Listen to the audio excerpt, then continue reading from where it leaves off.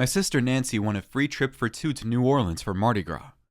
It was some kind of call-in competition on the radio where she had to answer sports trivia or something. It included VIP passes to a couple parties and a 3-night stay at one of the oldest hotels in the French Quarter.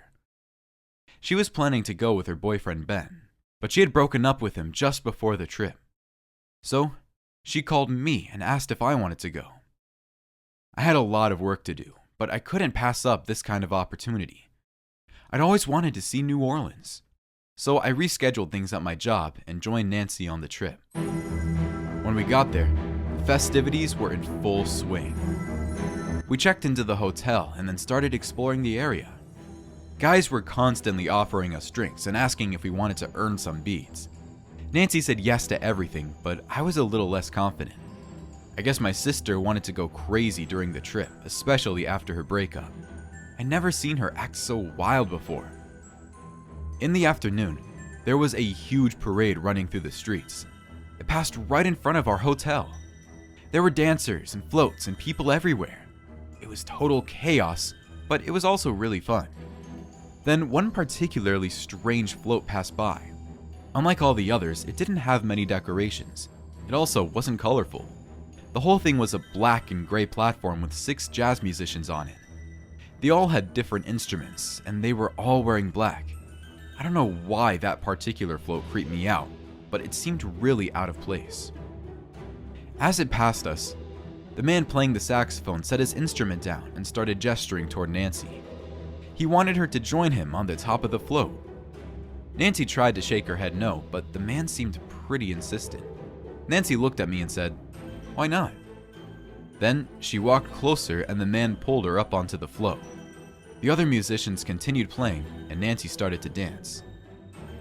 At the time, it seemed like a fun little moment, even though the float seemed a little weird.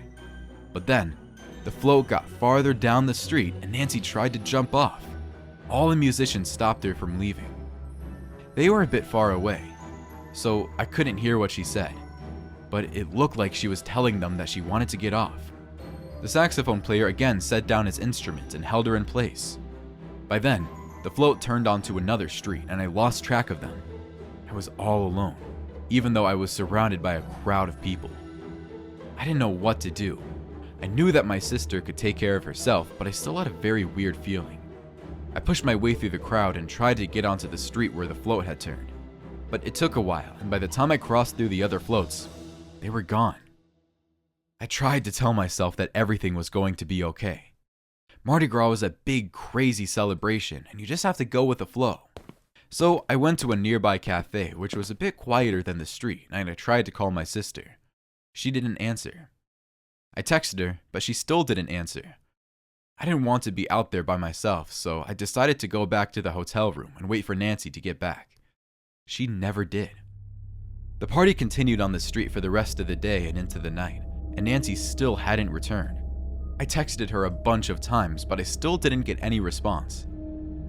By the middle of the night, I was really worried. I called my mom to ask her what to do, but she told me I was overreacting. Then I called 2 of Nancy's friends and got the same answer. I opened up my Instagram to try to find any other friends that I thought could give me some advice. That's when I noticed that Ben, her ex-boyfriend, had posted photos from the same parade.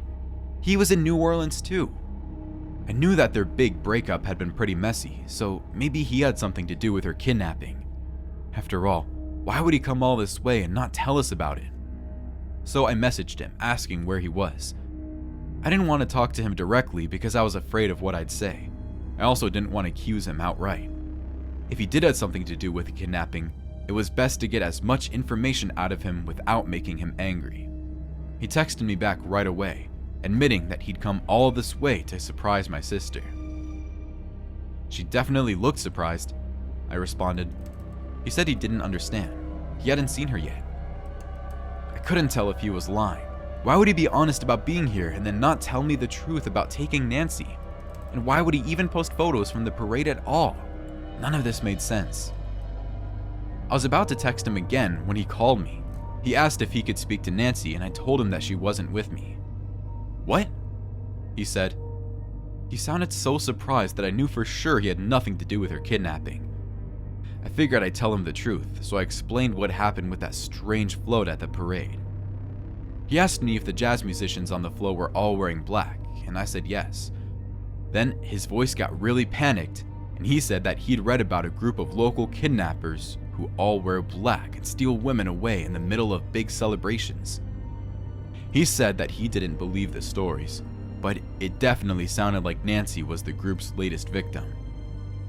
He told me that he knew exactly where the group was gathered. I demanded that he give me the location so I could call the police, and he told me no. He said that these men were way too dangerous to get the police involved. He said we'd have to pay them off ourselves. He gave me an address and told me to meet him there in 30 minutes. He said he'd bring the money to pay them off, but he didn't say how much. After he hung up the phone, I honestly didn't know what to do. Deep down, I believed he was telling me the truth and really wanted to help Nancy, but I wasn't 100% sure. I also didn't know if I could trust him to deal with such a serious situation. Ben was always kind of a goofball. That was one of the reasons why they broke up. Still, I didn't have a choice. I waited about 15 minutes and then headed out of the hotel to go to the address he'd given me. I ended up at a really old ornate cemetery within walking distance from the hotel.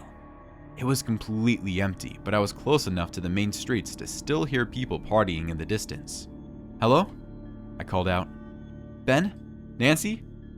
No one answered. I walked among the giant tombstones and elevated graves. I'd never been more scared in my life. I really regretted not telling anyone else where I was going.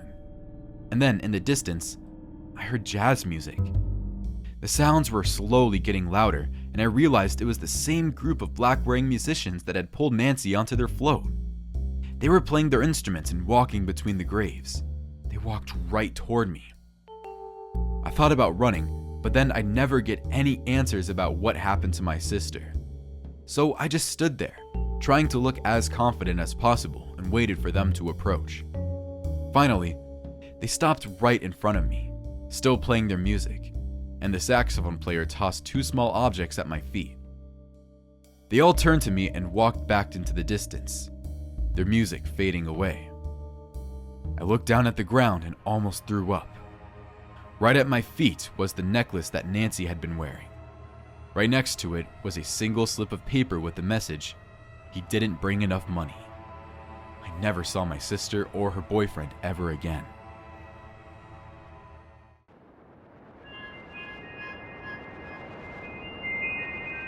Since middle school, my two best friends and I have dreamed of celebrating Mardi Gras in New Orleans. My friend's aunt used to tell us stories of her wild Mardi Gras adventures. One year, she fell in love. Another night, she and her friends ended their night running from the cops after they snuck into a supposed haunted theater. She made us want to experience the chaos for ourselves. My two friends are older than me, so we decided my 21st birthday was the perfect occasion for our real Mardi Gras. My friend's aunt warned us that we may be too young, but we reminded her that she had partied when she was younger than we were. She made us promise we wouldn't flash anyone for beads, a promise none of us kept. Fat Tuesday came, and we all planned to skip class Monday through Wednesday. We wanted to do this right. We drove down Monday and spent the day on Tuesday doing the tourist thing. We all wanted to ensure we looked good, so we gave ourselves plenty of time to get ready. I wore my black tube dress. Guys flocked to me whenever I wore that dress to frat parties, and I wanted to get as many quick drinks as possible. I didn't go crazy with makeup because I didn't want it to be a smeared mess by the end of the night. I don't want to sound full of it, but I look good. My friends looked just as hot. One wore a mini pink halter dress and the other a fitted red pleather tube dress. We looked at ourselves in the mirror and Julie chirped, "We're going to get so many beads and free drinks." We all laughed and headed out to the first bar. On our way to the bar, the streets were already pandemonium. Amidst the chaos, an old woman grabbed me and said, "Beware of the man in the mask." I shook her off and continued on my way. What was that about? I don't know. Just some lady probably already drunk off her ass. At the first bar, we ordered a round of shots and each ordered a cocktail. I assessed the room. Not many guys stood out, but that didn't mean I couldn't snag a free drink. Sure enough, I caught the eye of one guy and gave him a small smile. About 10 minutes later, our waiter brought each of us another drink. I looked back at the guy and he raised his glass to me. Behind him stood a stiff person in a white Mardi Gras mask and a black cloak. Kind of weird, but anything goes on Fat Tuesday. It looked like the person was staring directly at me, but there was no way to tell in their mask. They gave me a sick feeling. My stomach churned as I continued looking at them. Hey, you good? Steph cut in, snapping me out of my trance. Oh yeah, just all the masks kind of freak me out. At the next bar, we ordered the cheapest drink we could and waited for the free drinks to come. Another group of ladies ordered us a couple rounds of shots when we told them it was my birthday. We were laughing and having a good time with them when I saw the masked person again. They stood off in a corner, still stiff as a board, looking in my direction. I sipped my drink and smiled at the person to see if they would react. They didn't. They continued their stoic stance. I nudged my friend Kim and tried to point the person out to her. As I directed her attention to that corner, the masked stranger was gone. I told myself it must be someone else. After all, more than one person was wearing a mask like that. The group of women that bought us shots invited us to the next bar they were going to. Of course, we couldn't say no. This is exactly what we hoped would happen. The third bar felt like the epitome of Mardi Gras.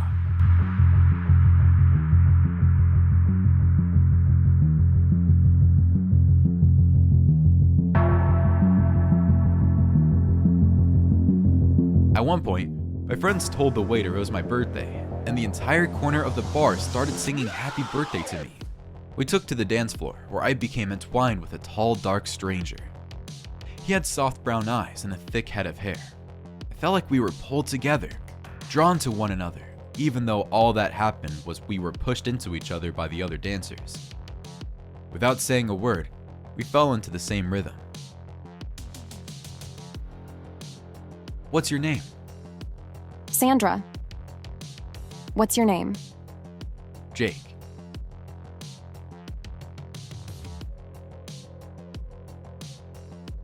I had no idea how long we were there when my friends came over to break it up. I was annoyed, but I knew they were looking out for me. We promised not to split up because it's not safe to be a woman. Jake was unfazed. He offered to get us all drinks and left for the bar. He's cute. Yeah, we were really enjoying each other until you two came up. The two of them laughed. We lost sight of you and got scared you were taken.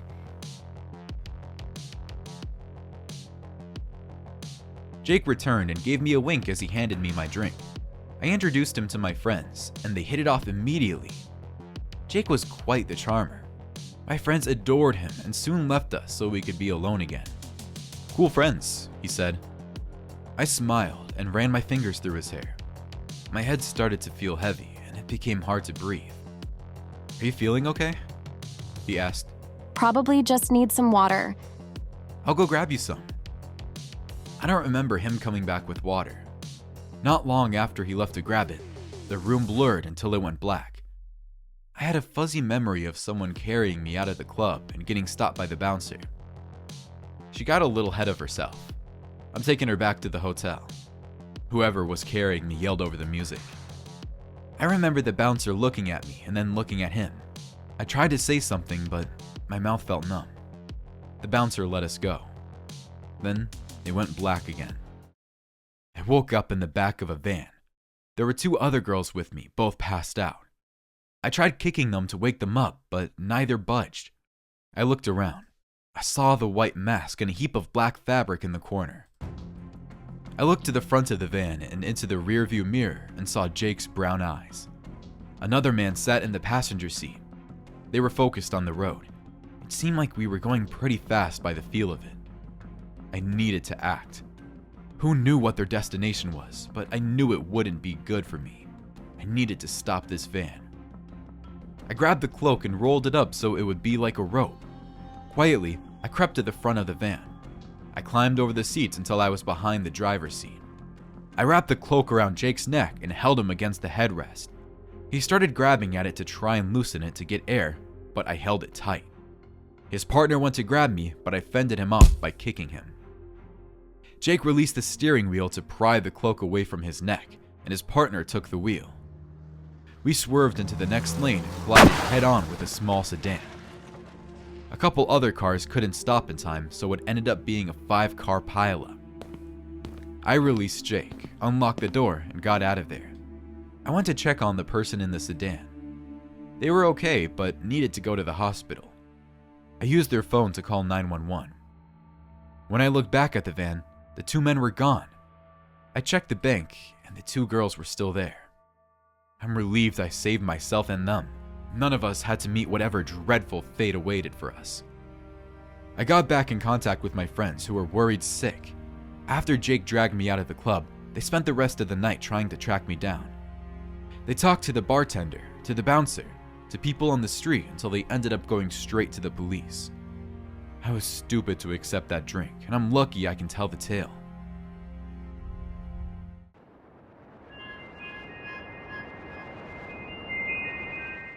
I'd always wanted to go to New Orleans for Mardi Gras.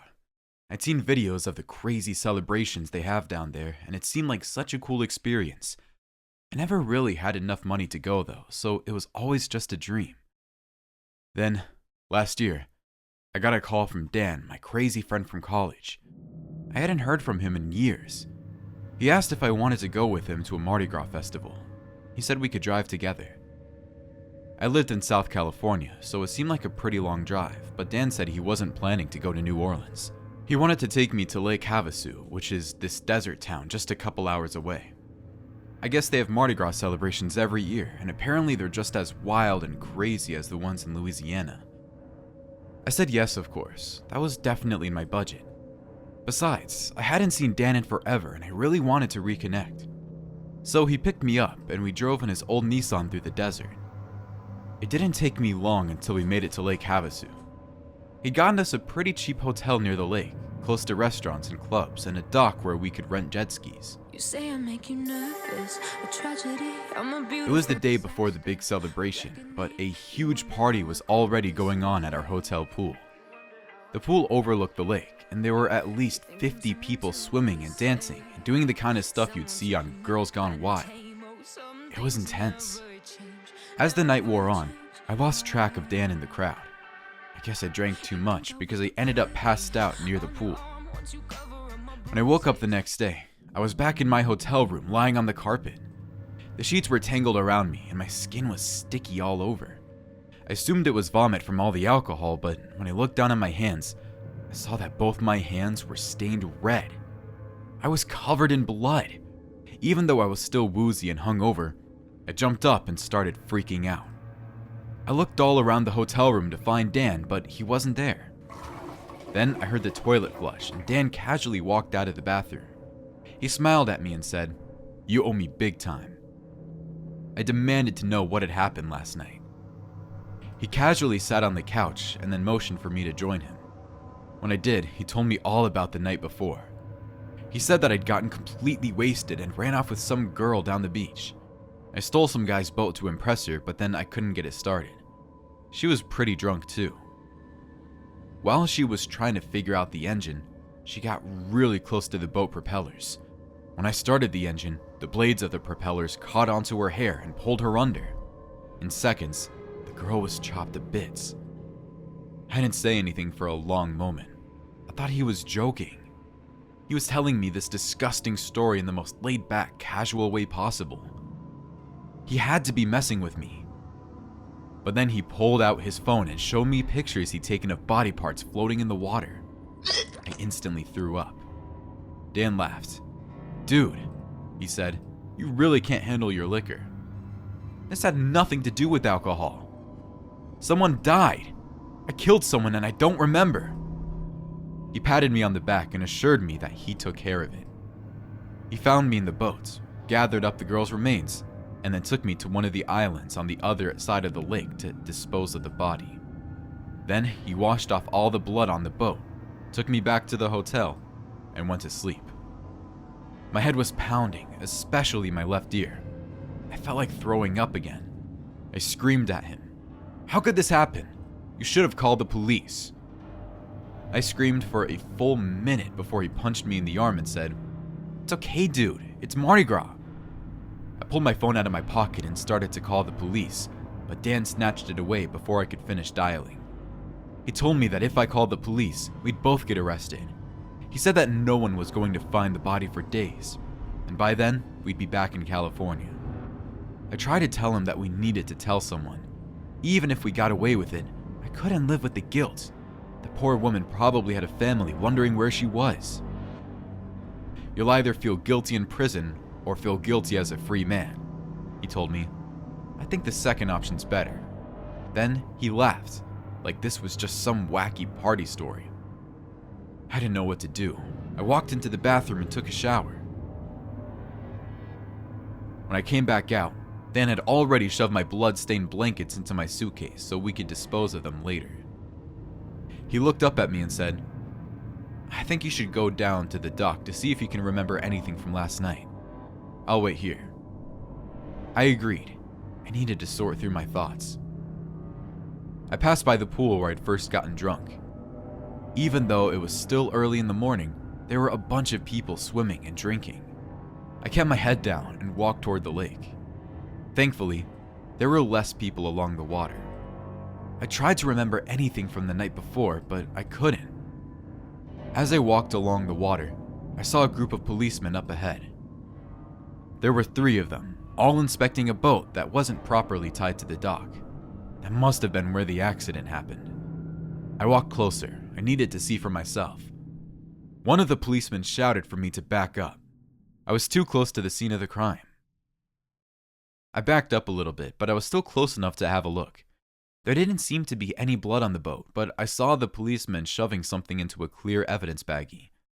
It was a small silver earring. I recognized it as one of Dan's earrings. He was wearing them from the night before. Horrified, I realized that the boat was probably filled with evidence that we'd left behind.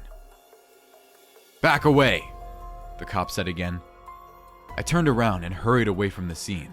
I was suddenly really aware that my left ear was still throbbing.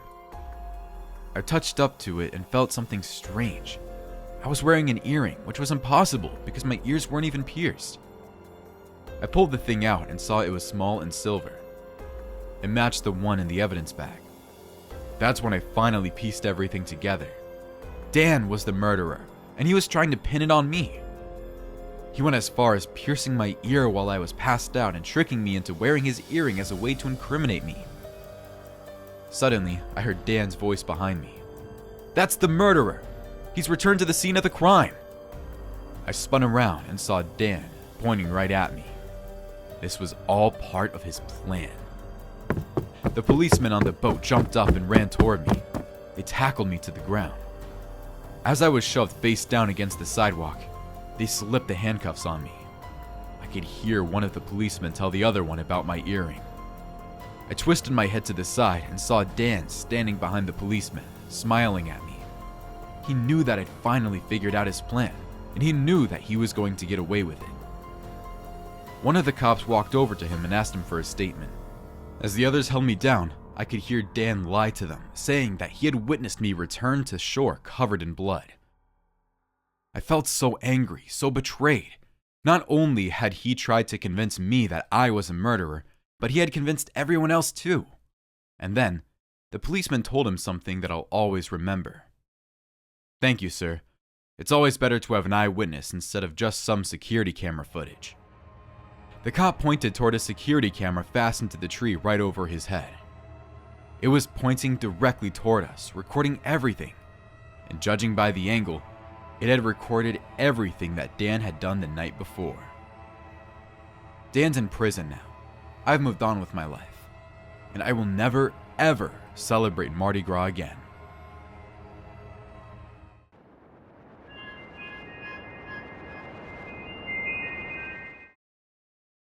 I've been trying to lose weight for years, but it's always been a struggle. Everyone in my family is big, and I never really saw that as much of a problem until I moved to West Hollywood. It's been 3 years since I came here, and ever since then, I've always been the fun, fat friend in the group. Everyone else is ripped and gorgeous. They don't try to make a big deal about my weight, but It's obvious that they treat me differently. Last winter, my roommate Parker and his boyfriend Chad invited me with them to go to their gym. They assured me that lots of people my size worked out there, so I wouldn't be embarrassed. I agreed, but as soon as I got there, I knew they lied to me. Everyone in the place looked like a male model. It was ridiculous.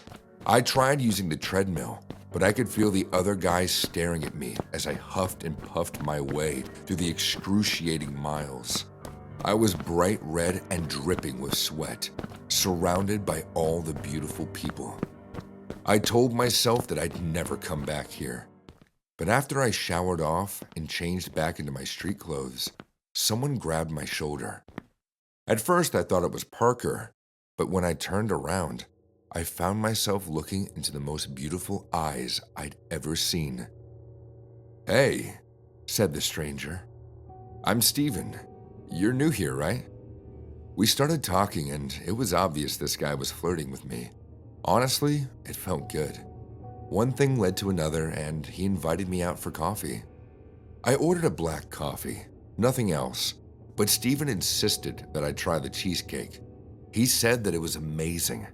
I tried to protest. I was struggling to lose weight after all, but he wouldn't take no for an answer. That's when I knew that he was some kind of chubby chaser.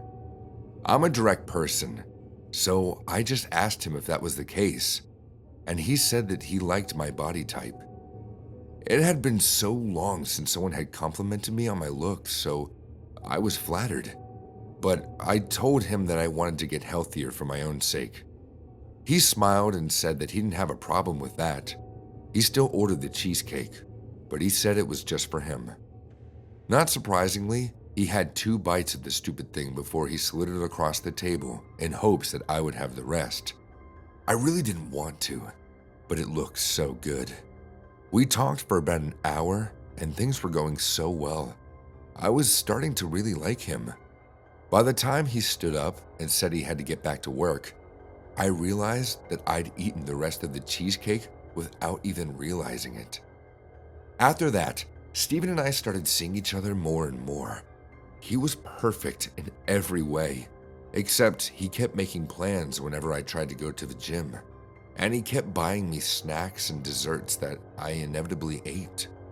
I knew exactly what he was doing, but I couldn't stop myself. I was really starting to fall for the guy. Of course, after a few weeks like this, I noticed that my weight was going up. Parker politely encouraged me to try more cardio at the gym. He even gave me some smoothies that I could drink instead of regular meals.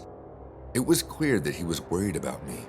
He knew that I had started seeing someone, but he had no idea that my new boyfriend was the reason for my increase in weight. And all this time, Steven treated me like a prince. He was pretty well off, so he always paid for everything. I started spending more time at his place than my own, and ended up seeing less and less of Parker and my other friends. He lived in a gorgeous condo, and I felt really comfortable there. But he said that the top floor was off limits. His office was up there, and he had a lot of confidential files that he needed to keep safe. I didn't think anything of it until a few weeks ago. I was alone in the condo because Steven had decided to drive to the grocery store and pick up some snacks. He let me watch TV alone, but just a few minutes after, I heard a soft thump coming from upstairs. I knew that no one else was in the house, so I decided to go upstairs and check it out. I reached the door to his office and knocked. "Anyone in there?" I asked. No answer. I tried again. "Hello, is anyone in here?" I heard a soft groan. Someone was definitely inside. I tried to open the door, but it was locked. I was starting to get seriously creeped out, and I knew I couldn't just give up. I slammed my body against the door. It took me 3 tries, but I was able to break it open. One of the benefits of my added weight, I guess. What I saw inside that room shocked me to my core. There was a single bed inside, surrounded by huge canisters. And on that bed was the biggest man I'd ever seen. He filled up the entire bed, parts of him hanging off over the edge. He tried to say something to me, but his mouth was covered by some plastic tube connected to one of the canisters, a feeding tube. I ran over and pulled the nozzle out of his mouth. "Who are you?" I asked. "What's going on?" "Called the police," he wheezed. A thick pink liquid coated his chin from the tube. I looked at the nozzle, which had fallen to the ground. It was still pumping out more of the liquid, spilling it onto the carpet. Had Steven done this to him? Was he keeping him captive, just pumping him full of calories? And worst of all, was he planning to do the same thing to me? "Let's get out of here," I said. I grabbed his massive arm and tried to pull him into a sitting position, but he wouldn't budge. He was too big to move. He was trapped there. I pulled out my phone and frantically tried to unlock it, but before I could, Steven appeared from behind me and pulled the phone from my hands. "I see you've met my ex," he said. "Steven!" I shouted. "Give me the phone." He shook his head, grinning. "Sorry, my love. I told you not to come up here." And with that, he shoved me. I fell backwards, colliding with the man's massive body. Steven chucked my phone out the door, and I could hear it fall down the stairs. Then, he reached into his pocket and pulled out a bottle of what I assume was chloroform. I couldn't let him get me. I reached down and grabbed the nozzle which laid on the ground. It was still pumping out the liquid. I held it up and blasted Steven in the face. He wasn't expecting it and stumbled backwards. The ground was already coated with the slippery stuff, and he slid even more. Before I knew it, he fell out the door. He tried to grab onto the door frame, but he couldn't. In seconds, he thumped to the bottom of the stairs. I followed him down. He was motionless, his neck twisted unnaturally to the side. I couldn't tell if he was still breathing. I crouched over him and dug his phone out of his pocket, then called 911. Steven ended up in a coma that he still hasn't woken up from. He's in the hospital now, strapped to feeding tubes of his own. Marcos, his kidnapped ex, is at a treatment center trying to get his life back.